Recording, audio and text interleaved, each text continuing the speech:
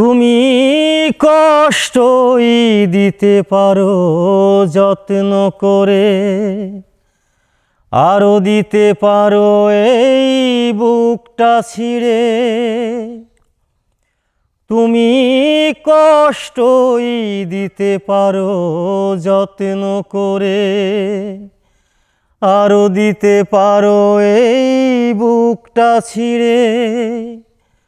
মরার মতো একা বেঁচে থাকা, দিন শেষে রাতে কতটা একা, তুমি তার খবর রাখো না।